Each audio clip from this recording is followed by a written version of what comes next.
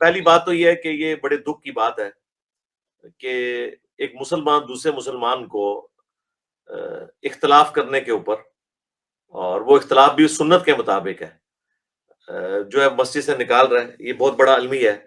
ایسی صورتحال میں ہم غیر مسلموں کو کیا اسلام کی دعوت پیش کریں گے کہ جب مسلمان کے شر سے دوسرا مسلمان محفوظ نہیں ہے اور مسلمان خود ونریبل ہوئے ہیں مسلمانوں کے ہاتھوں. تو یہ تو بہت بڑے دکھ کی بات ہے. اللہ تعالیٰ ان کو ہدایت دے اور آپ کے لیے بھی ثانیہ فرمائے. اب اس کا میں آپ کو سلوشن یہ بتاتا ہوں.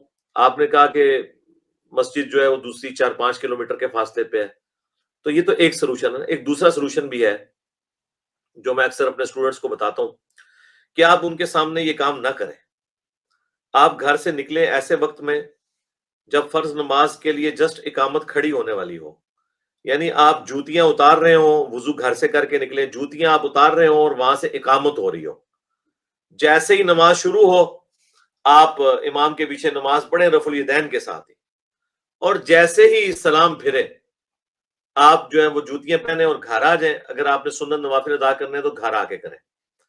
اس پوری ایکٹیویٹی میں وہ آپ کو تنگ نہیں کریں گے. انہیں تکلیف بھی اس وقت ہوتی ہے کہ جب وہ یہ دیکھ رہے ہوتے ہیں کہ جب آپ وہاں پہ سنتیں پڑھ رہے ہیں یا لوگوں کے سامنے رفع الیدین کر رہے ہیں اور لوگ آپ کو یوں دیکھ رہے ہیں.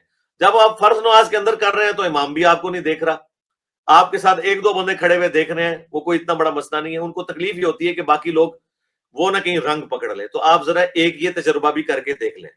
یہ تجربہ بھی کریں تو انشاءاللہ تعالی افاقہ ہوگا. اگر اس میں بھی افاقہ نہیں ہوتا اور وہ آپ کو مارنے پیٹنے کے لیے آ جاتے ہیں تو پھر ایز اے لاسٹ ریزارٹ پھر آپ جیسے بندے کے لیے جو اس کریٹیکل سچویشن میں ہے اور وہ اس پورے سسٹم کا ہے تو ایز اے لاسٹ ریزارٹ ٹھیک ہے، پھر آپ کو جو کنوینئنٹ ہے آپ اپنے گھر میں بھی نماز پڑھ سکتے ہیں.